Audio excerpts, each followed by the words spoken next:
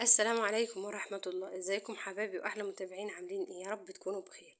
النهارده بقى ان شاء الله معانا وصفة سهلة وسريعة كده وحاجة اقتصادية ان شاء الله هتعجبكم.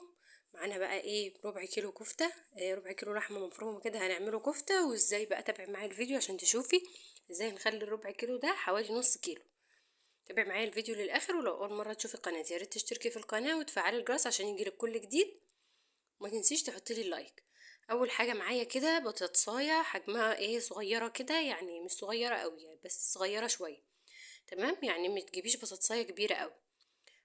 نقطعها كده مكعبات ونحطها تتسلق على النار، عايزينها تتسلق كويس قوي قوي.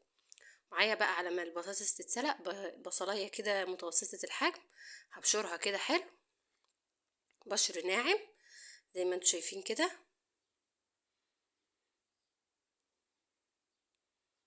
ومعايا بقى حته ليا كده، ليا ضاني. لو عندك اي دهنة ممكن تحطيها عادي. لو اللحمة بتاعتك مش حمراء حمراء قوي، لو اللحمة حمراء قوي، لكن لو اللحمة سمينة اللحمة المفرومة فاكتفي بيها وما تحطيش اي حاجة تاني.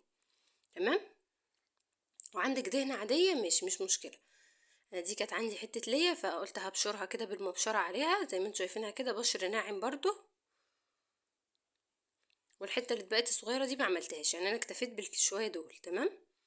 هنا بقى البطاطسايه كانت اتسلقت اهي، هجيب بقى الهراسه كده وهرسها كويس قوي. انا عايزاها تكون ناعمه جدا، ما يكونش فيها اي قطع. اهو بالشكل ده هرستها حلوه قوي. وهجيب بقى البوله بتاعتي كده، هفضي البصل والدهن اللي انا بشرته، واحط عليه كمان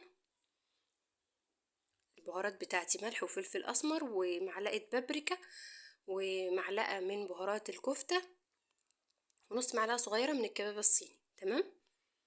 وهسيب الشويه دول على جنب كده، اقول لكم هنعمل بيهم ايه دلوقتي. انا بعد ما خلطتهم في بعض خدت منهم شويه وسبت منهم شويه صغيرين كده، حوالي ايه نص معلقه صغيره من البهارات دي. حطيت بقى البطاطس وكمان عودين من الكزبره كده، وعودين بس مش بنكتر. وادي ربع كيلو لحمه بتاعنا.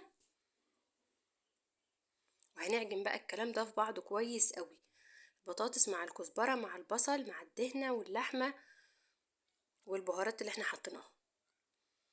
هنا بقى كنت هنسى احط بقى البيكنج باودر، نص معلقه صغيره ممسوحه مش مليانه قوي، ومعلقتين من البقسماط. البيكنج باودر يعني نص معلقه صغيره ممسوحه مش مليانه قوي، نص معلقه. تمام، يعني شويه كده على طرف المعلقه.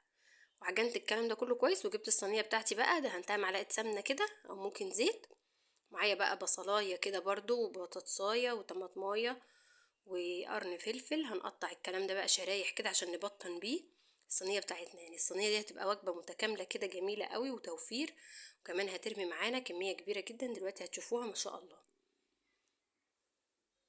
اهو كده بالشكل ده. وطبعا بنقطع البطاطس رقيق عشان تستوي معانا بسرعه. هنحط بقى الكلام ده كله ونرش عليه شويه البهارات اللي احنا ايه شلناهم على جنب، عشان برضو الكلام ده يبقى مطعم كده وطعمه حلو. تمام. وقرنين الشطه دول انا مش هقطعهم، هسيبهم بحالهم. لو انت حابه تقطعيها براحتك. هقلب بقى الكلام ده كله كويس كده ونرصه حلو كده. وناخد بقى الكفته بتاعتنا. ممكن بقى تصبعيها كده على ايه يعني معلقه او اي حاجه بقى انت عندك، سيخ مثلا بتاع كفته، ونحطها كده بالشكل ده. شايفين بقى الكفته قد ايه؟ وهتشوفوها دلوقتي بقى هتطلع من الفرن هتبقى نفس الحجم برضو، مش هتكش معانا ولا حاجه. بس اهم حاجه ما نكترش البيكنج باودر، وكمان البطاطسايه ما تكونش كبيره قوي، بطاطسايه صغنونه كده. تمام. لحد ما اخلص الكميه بتاعتي. شايفين ما شاء الله عملت معايا كميه حلوه قوي، ده مش ربع كيلو، ده اكتر بكتير ما شاء الله. وحطيت بقى نص كوبايه ميه كده عشان البطاطس بتاعتي ما تلزقش. وادي الجمال ده بعد ما طلع من الفرن. دخلوا الفرن بقى على درجه حراره عاليه.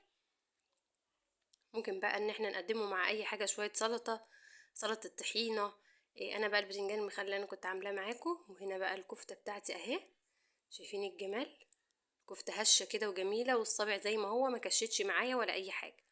نحط عليها بقى الطحينه كده، وكمان بقى ناكل معاها البطاطس والحاجات الخلطة اللي احنا حطيناها تحت دي. يعني صينية كده متكاملة ما شاء الله. يا رب الفيديو النهاردة يكون عجبكم والوصفة تكون عجبتكم. وصفة اقتصادية وسهلة وسريعة.